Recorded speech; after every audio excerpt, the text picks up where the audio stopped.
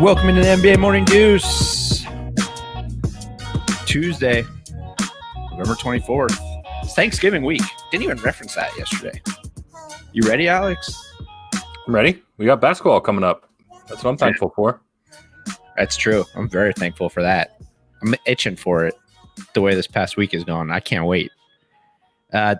We are today we're going to we had such a long episode. By the way, Ruben, that guy he brings it, man, doesn't he? Every time we have him on, unbelievable. Yesterday, if you missed the show, go check it out on the Underdog on YouTube, or obviously, you can check out the audio version on Apple Podcasts or Spotify. But we had the Sneaker King Ruben Palacios on to talk about his Lakers and how they've been just crushing free agency. We kind of hit the majority of the big free agency news yesterday. So I think today what we want to do is talk about the best available guys out there. And there aren't any massive names out there. A lot of people will still have Anthony Davis and Brandon Ingram on their best available lists. We will not be talking about them because I think it's pretty clear that those two guys are headed back to their teams. I guess maybe you could make an argument that maybe there's something could be going on with Brandon Ingram. Like, why haven't they signed him yet? Or whatever is going on there. I think he's restricted, but he's going to be in New Orleans. And AD obviously is just waiting on. There was a report actually today that Bam and AD could potentially be waiting on to see what kind of contract Giannis signs to sign their contracts. But I think it's just formalities. Yeah, so they're all going to get a max, right? Like, I mean, I don't know. Yeah, of course. There's only, well, I guess maybe it's years. They structure. I don't know. Gotcha. We won't be talking about those guys at length because we're assuming on the Deuce that those guys will be back with their teams. But before we talk about who's available, there was one big free agent signing today. Big, physically and metaphorically, and I guess he's probably the biggest name available. We've been waiting to see. Demarcus Cousins agrees to a 1-year non-guaranteed deal with the Houston Rockets, and you love this. I really do. For the upside, I mean, it kind of looks like the Rockets are going all upside with the Christian Wood thing. I mean, I think that's the free agent with the most upside. I'll tell you what. I think we slept on that yesterday when we were talking about winners and losers. I think because the Rockets seem like they're going to be such a shit show, we kind of slept on the Christian Wood signing. Yeah, and it was such a reasonable price as well. Like I'm just shocked that Jeremy Grant's number compared to Christian Wood's number. Like I was pretty stunned. Christian Wood's scoring ability is so superior to Jeremy Grant. I think that's what surprised me about it. I really thought Christian Wood was going to get like super overpaid, and he's got a really reasonable deal with Houston.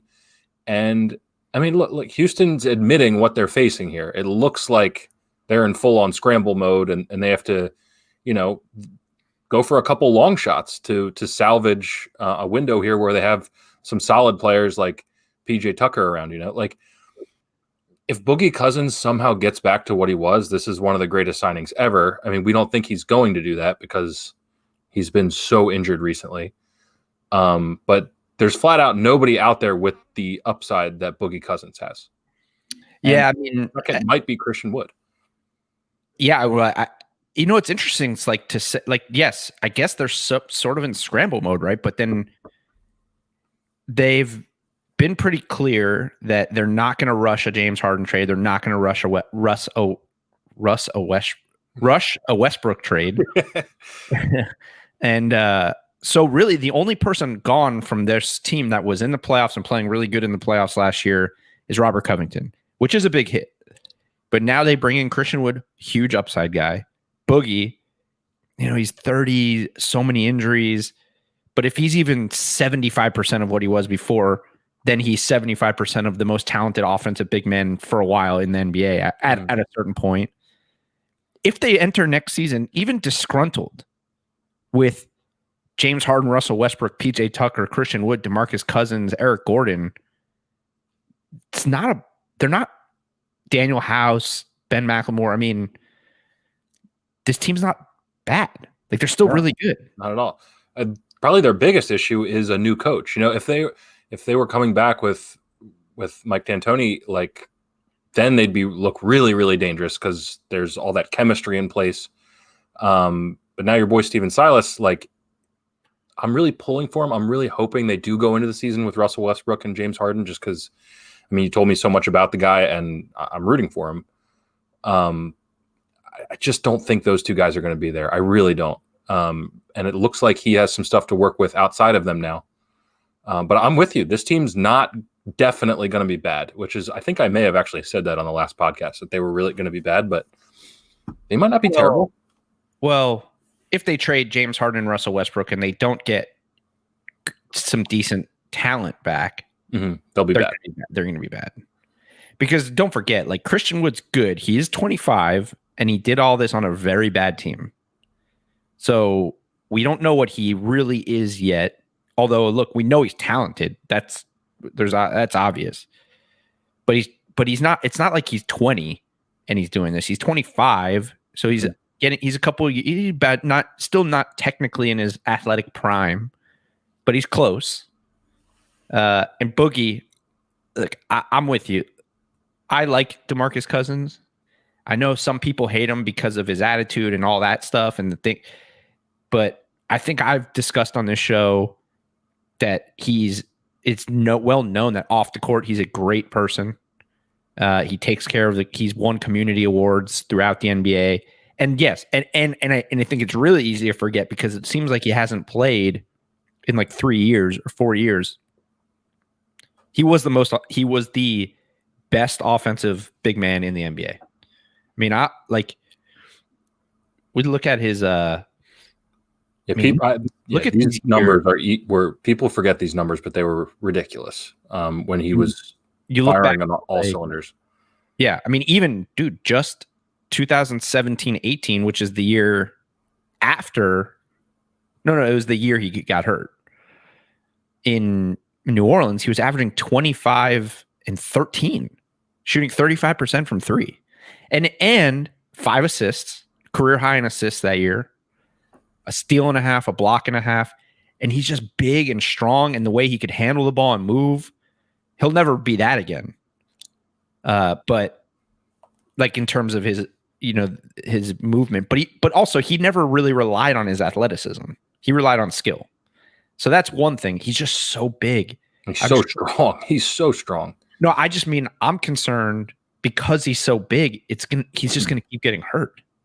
That's definitely possible, but the flip side of that is like he's basically a year removed from serious injuries. It's not like maybe this. Yeah, but he hurt himself in New Orleans, and then he hurt himself again last year. Yeah, but wasn't that like pretty much a year ago or no?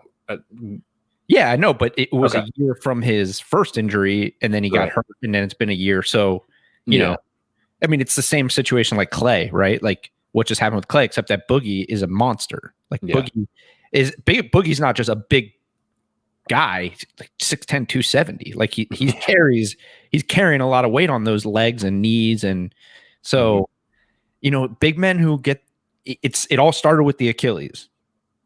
Big men who get these kind of injuries, and especially now he's 30 years old. Which I think now the way athletes are, obviously it's a little different now. Like 30 is not like a death sentence in terms of athleticism, but for a big guy who carries that kind of weight on his frame, it's not great. So look, when he was with the Warriors for those 30 games, 16 points, 8 rebounds in 25 minutes. So obviously he still had the talent level. So we'll see. Wouldn't it be fascinating, like, if Boogie goes out to Houston and works out with Harden and Russ and Christian Wood, and they all get out there and they just do like a group workout, and Harden and Russ are like, well, goddamn, these guys are pretty good. Maybe we could do something here. And it just totally changes their mind. Right. I mean, these guys are human, that exact situation could unfold. The thing that concerns me are these reports about Harden wanting out because the owner is like a Trump supporter. Like that might not be salvageable with James Harden. depending on how true that is. But yeah, that makes a lot of sense because he's so goddamn talented.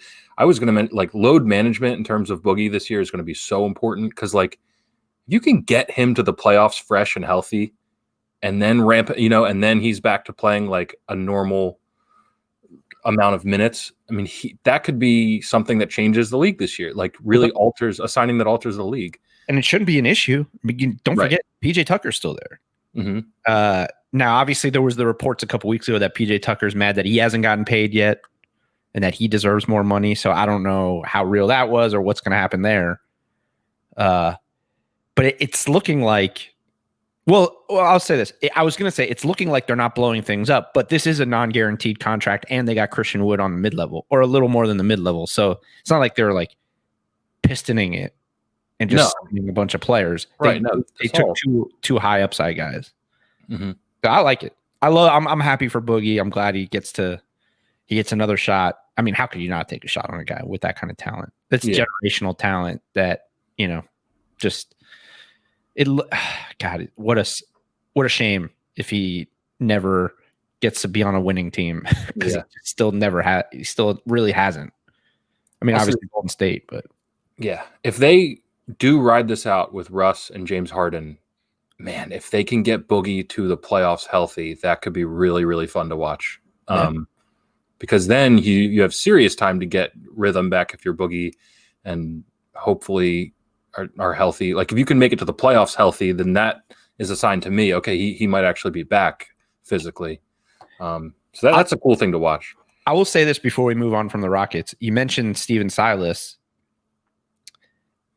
Rick Carlisle has been coaching forever. So to say like, oh, he coached with Rick Carlisle, so he can be like Rick Carlisle. He's been with a bunch of coaches, but I will say this. Dallas had the best offense in NBA history last year. And Luka is very much like James Harden. Like they're very similar. Luka's upside is higher. It's a little bigger. All around game, probably better. But in terms of their offensive skill set, very similar. Mm-hmm. So you get a couple skilled big men in there. Christian Wood is a skilled big man. Boogie's a skilled big man. Got a couple other shooters that play off of Harden. If he can implement something similar to what Dallas did last year, I mean, they could be better. Their offense could be better than what it was with D'Antoni.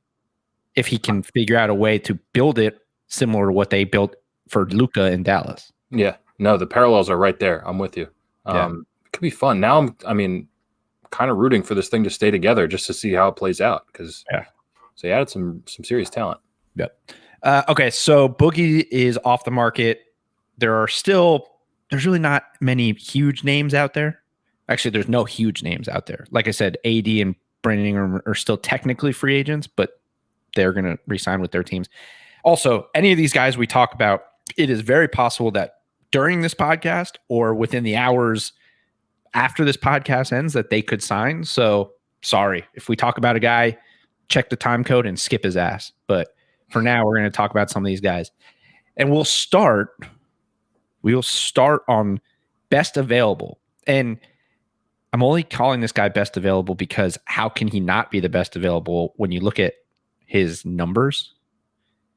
But it is just mind-blowing that a guy who started the majority of the season for a playoff team, a guy who led the NBA in blocks, does not have a team, can't find a team. Nobody wants his bum ass. That's Hassan Whiteside. It's unbelievable. It really is, unless you've seen him play a bunch, because he's just like. Well, it's not a talent thing. No, it's an everything else thing. The guy stinks. Like his head is like, I don't know, man. And now didn't he want to be like a huge 3-point shooter in Miami, and that whole thing fell apart. I mean, this is a guy that seems uncoachable to me. And that's probably it. I mean, there's probably not a coach out there that, the front office comes to them and is like, hey, we're thinking about bringing in Hassan Whiteside.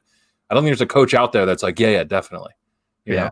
Did you remember that? Do you remember that video? He put out like a video. I think it was on Snapchat when he was in Miami. Do you remember that? someone we used to work with would show me a bunch of his Snapchats, and it was really tough Did to you ever watch. did you ever see the video that so when I was producing the show at our old network, Hassan Whiteside he put out the video where he looks at the camera and he takes a three. He could have taken 500 threes before this one three, but he takes a three, he makes it, and he looks at the camera and he goes, "It's not that you can't do it, it's that you're not allowed." Something like that. I do remember this, yeah. And you did the and then we did that. Everyone, the entire staff of the show, we just found random basketball courts, and we each had to do that. And it took me, the former NBA scout, the guy who now hosts an NBA podcast. I think it took me like I was first of all, I was wearing like a long sleeve like shirt and jeans, and we were at a random New York City playground. No excuse. It took me, I got to say, like 23 shots. But that's not as, I thought you were going to say like 50 something. No, but then I was producing the show, so everyone on the show had to send their shots. And Steve Graham, like first shot. Yeah, I'm pretty sure it was first shot, just like boop. But everybody, once you finally made it, you had to look at the camera and do your Hassan Whiteside impression. I mean, that's who he is. It's like the perfect snapshot of the guy. He stinks, man. I don't know. He'll get signed somewhere, not on a playoff team. I'm pretty a playoff team. I do not think is going to bring this guy in. Just last year, I mean, he's led the league in blocks now twice in his career. He led the NBA in rebounds in 16-17. He's a career 14 and 12 guy, and no one wants him. 2.5 blocks. That's, I mean, 2.5 blocks, and you still wouldn't call him an elite rim protector necessarily. You know what I mean? Like he's like he chases blocks. Yeah, he chases blocks, and he's not like this elite defender that he should be when you see those numbers. You know, blocking shots is great defensively, but it doesn't, because you block a lot doesn't necessarily mean you're unbelievable at defense. Yeah, it's funny. You have long arms, probably. It's funny. We're like just shitting on Hassan Whiteside, and he's the first on our best available free agents list. He's not the best available to me. I mean, in terms of yeah. Wait, say that again. I don't think he's the best available player to me. Although it's pretty bleak. I'm looking at the list now. Yeah. You know what? When he was on Miami, like Miami fans really liked him in the beginning. They soured on him, and I told them, I was like, dude, I told everyone down here, I was like, just temper yourselves because you're gonna hate this guy. He is an asshole. But like my brother's a diehard Heat fan, and a lot of people down here where I live. And I remember I would tell my brother, like, this guy, he's an idiot. Like, God. And one time we were talking, and he goes, you know, my sister-in-law, he's like, me and Steph, my sister-in-law, were watching the game, and she's not like a huge sports fan. She knows some sports, but she's not like, she watches games because he does. Yeah. And he's like, we were watching the game, and she goes, who's that guy? And he was like, that's Hassan Whiteside. She's like, I don't like him. And he was like, why? And she was like, terrible body language. There it is. Yeah, exactly. This is a non-fan just watching a random game. Like, get this guy out of here. Terrible body language. And she's right. His body language on the court is the worst I've ever seen. It's horrible. And that means a lot. That means a lot to coaches and even players. They don't want guys out there moping. I mean, yeah. All right. So that's one guy. Is there a team that you think, like, looking like, you know, it's interesting. It's also interesting to me. Like, I look at a team like the Raptors. It's telling to me, like, a team like the Raptors brought in, they lost Marc Gasol and Serge Ibaka. They've now brought in Aaron Baines and Alex Len. I mean, they could use a talented big man who led the NBA in shot blocking to replace two great shot blockers. Nope. Ain't happening. I think part of it is probably this. I bet you there's a lot of teams who are like, hey, we'll bring you in on a minimum. And him and his agent are probably like, I led the league in blocks last year. I'm not taking a minimum. So there's probably that too. Right.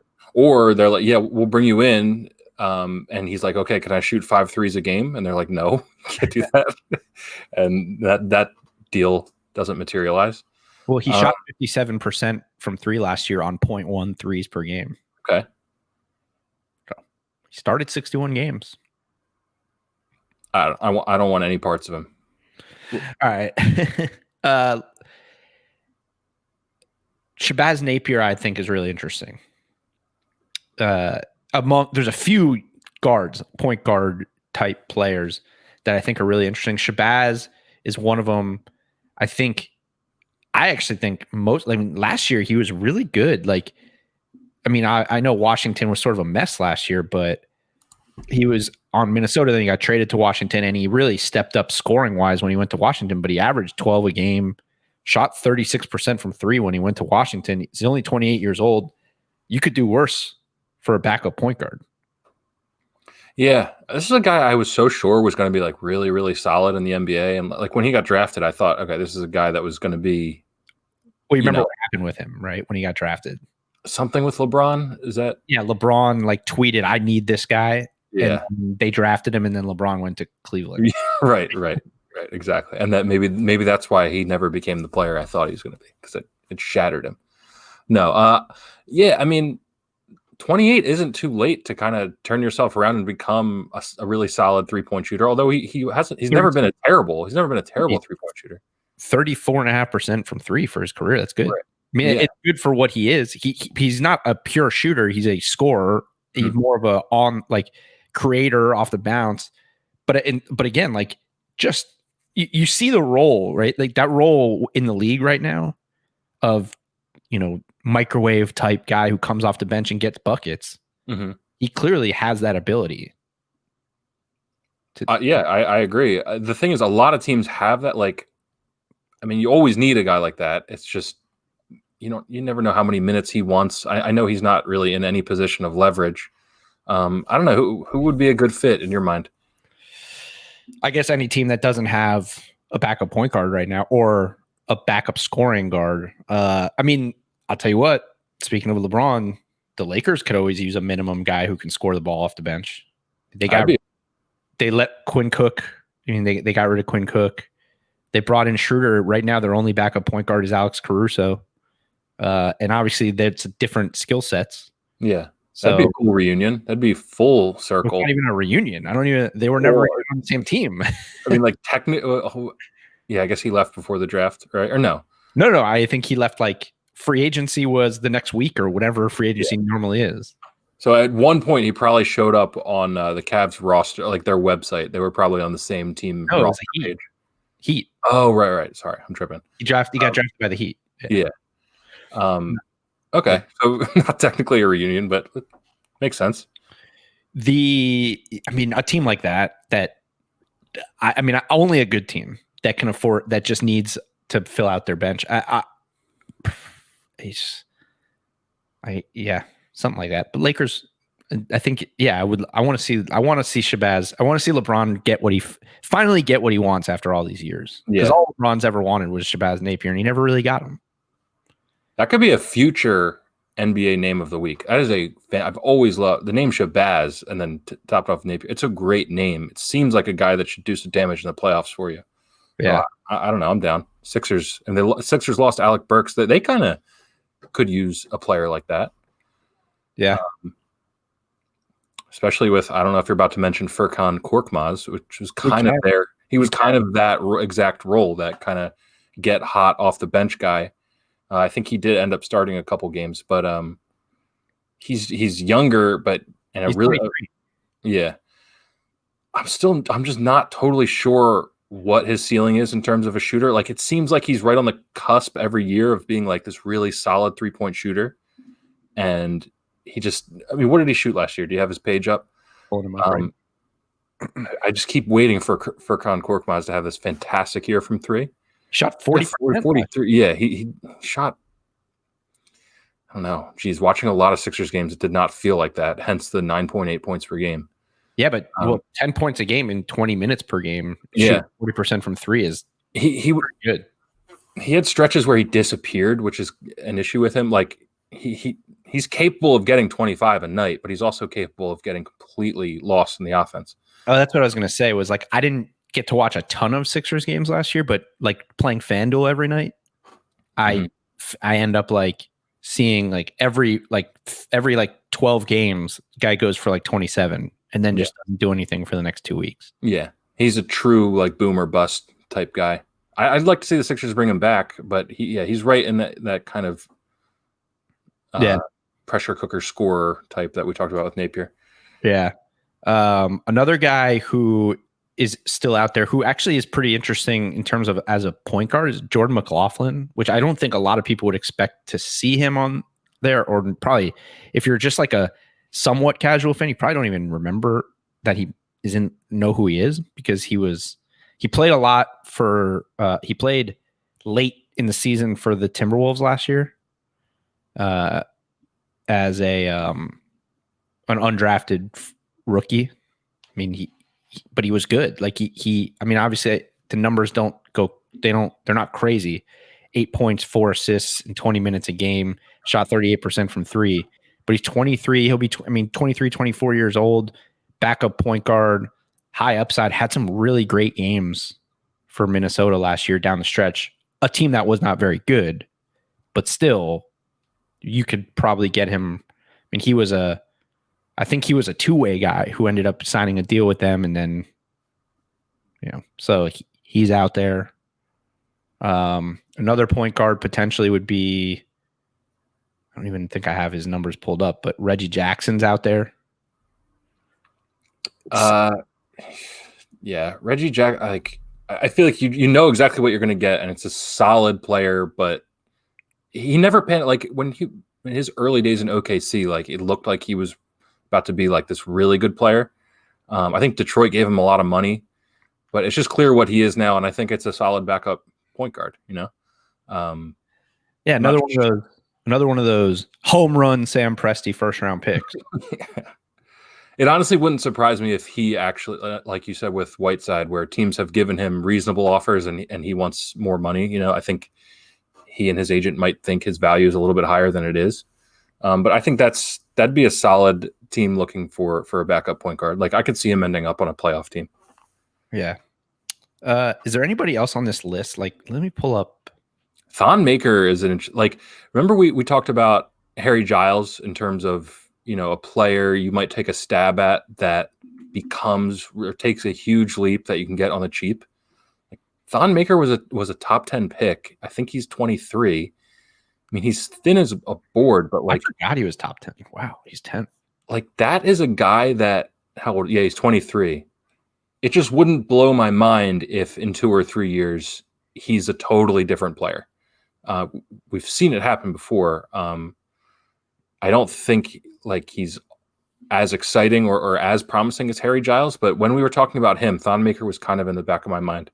And Detroit just flat out, they didn't even tender him. I think he was a restricted free agent that became an unrejected free agent. Yeah. So by the way, not a bad shooter. He corner three. Yeah. And look at his minutes in his career. Like he's never played 20. And I don't know if that's his own fault or he's just never been given a legit chance. I watched this kid. This is a guy. I watched him in high school. You talk about how skinny he is, right? I watched him he's huge compared to what he was in high school. Yeah. I remember watching him in high school and he was a big time high school recruit. Yeah. And his knees, like his kneecaps, it was like they were protruding out of his legs because he didn't just have no fat, he had no muscle, he had nothing. His legs were like my pinky. I was like, this kid will never play in the NBA. He just can't. He's so skinny. I mean, and the crazy thing is, you look now, he's a 4-year vet already. It doesn't even seem like he's been in the league that long. Mm-hmm. I think I don't know what his issue is. I wonder, because I was surprised that the Bucks let him go. I thought he was pretty good for the Bucks. Yeah, not like a world shattering, but he looks like a solid, promising player, and he's kind of bouncing around now. Yeah, he's definitely an interesting guy. 7-footer. He's 23 years old, and he can move. He really can move and jump. I think Giles' upside, is better. Yeah, but that's. Do you have? I'm trying to think of who. I mean, this is a guy I would see like in Toronto, maybe. Okay, yeah. No, for me, I was thinking like we talked about, Jaws, a bad team maybe spending a little bit more. I mean, Thon Maker's not going to get a lot of money, but Toronto good. Toronto could be. It could be good. It could be good, Joe. No, Thon Maker makes sense in Toronto, but I think to me it also makes sense in like Sacramento or something. Somewhere where they're just scraping to. Does it Cleveland? I don't know. Does it say anything to you that a team like Detroit, who just signed every big man that came across their desk, didn't even tender the guy? That does say something to me, but it also maybe Detroit has absolutely no idea what they're doing, and then that makes him even more, like a team that has no clue what they're doing, waving this guy, maybe he's got some juice left in him. I mean, we talked about it yesterday. What Detroit has done in this offseason doesn't make sense. So that falls right in line with not tendering a solid young player. That's fair. Let's see. Who else have we not hit here? Evan Turner. It's another guy whom like Ruben kind of mentioned yesterday how Portland goes to the Western Conference Finals and then gets rid of all these good wing players. Mm-hmm. Evan Turner was one of those guys who they traded to Atlanta, and then he got moved to Minnesota. I don't understand how Evan Turner doesn't consistently have a job. He's just a big wing who can handle the ball like a point guard. Not a good shooter, but does a little bit of everything else.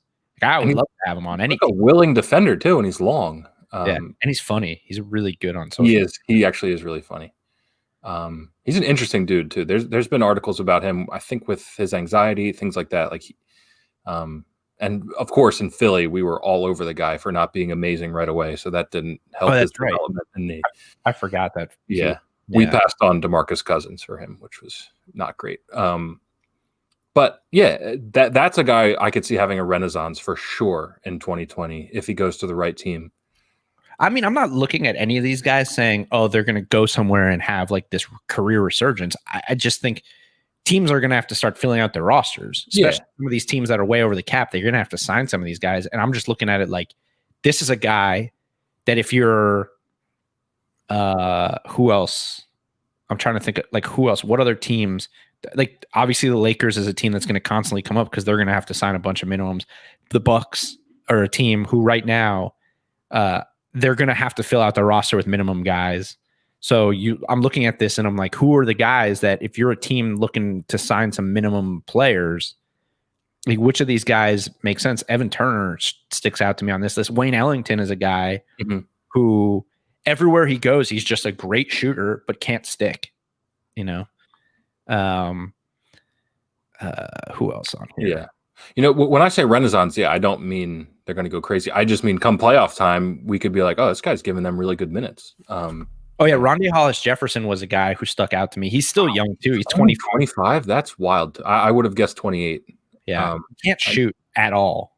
So that's a problem, but he is like he's like a 3-4 in the way the league is now.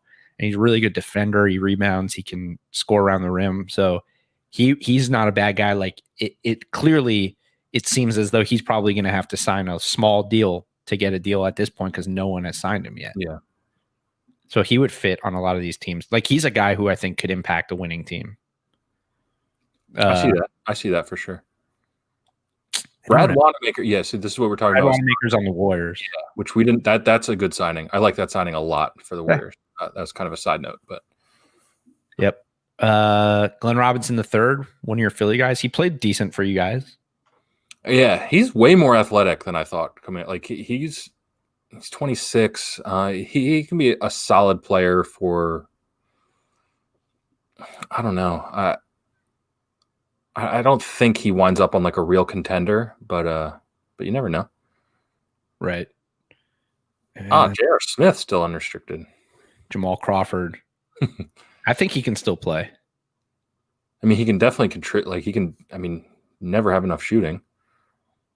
Yeah, I think we pretty much hit. At least for me. I mean, Moutier still only 23 years old. He was so bad in the playoffs and in the bubble that I think I've given up on Emmanuel Mudiay for my team that I'm the general manager of. Dude, Ante Zizic, in the games I've saw him play in Cleveland, he's a solid big. He's only 23 years old. Wow, Noah Vonleh, Jesus, former top 5 pick, 25 years old. For these guys, the Charlotte Hornets. Rough. We took him. Hey, by the way, Noah. Oh, no, he wasn't a top 5 pick. He wasn't? He fell out. That's how we got him. We had like the 8th. Oh, okay. He wouldn't work out for us. Oh, man. He would not work out for us because he thought he was going top 5. And then we took him draft night with no plans of taking him. But he fell to us, and we're like, oh, the upside's too much. Wow. That's the kind of shit that you listen to the Deuce for. Little stuff like that. Drafting a guy that wouldn't work out for you is wild. Listen, one of these days, maybe this week, since it's probably going to be slow, like Thursday, like Wednesday night, Thursday night. Maybe when we do our live stream Thursday night, I'll tell because we didn't really get much of a chance during the live draft show because we were, reacting to so many things. I didn't get to tell many like draft stories from Charlotte, but I mean, I was there for 5 years. So. Yeah. I have some Charlotte stories that are just, maybe I'll think of some good ones, not just draft related, just some Charlotte war story. Cause I have some Charlotte stories that would just like blow some people's fucking minds. Not even just draft related, just shit that you're like, this happened in an NBA franchise. It's unbelievable. So maybe we'll get into that. Some of that. Maybe that could be in its own episode. Yeah. We'll see. I mean, we'll see what happens. I'm assuming Thursday is going to be a slow day, but then also who knows, right? Yeah, that could be the day James Harden gets traded, and then we're just like a news dump where they're just like trying to get something out there when everyone's paying attention to football and eating and sleeping. All right, I think we're good. I think that pretty much covers the best available free agents. Not a ton of guys left, but some interesting names. The only other thing I wanted to cover for today's episode was this this John Wall stuff. So it's not anything major, but it changes every day. It's like the Houston situation. It changes every day. Like the GM came out a couple weeks ago and said, or no, it wasn't even John Wall, right? It was Brad Beal. The GM said Brad Beal has not requested a trade. And now last week, news came out, or reports came out that John Wall doesn't want to be there anymore and requested a trade. And then today, Tommy Shepard came out and said, no, he hasn't requested a trade. We don't plan on moving him. That makes sense because no one wants him, dude. Like no one wants John Wall.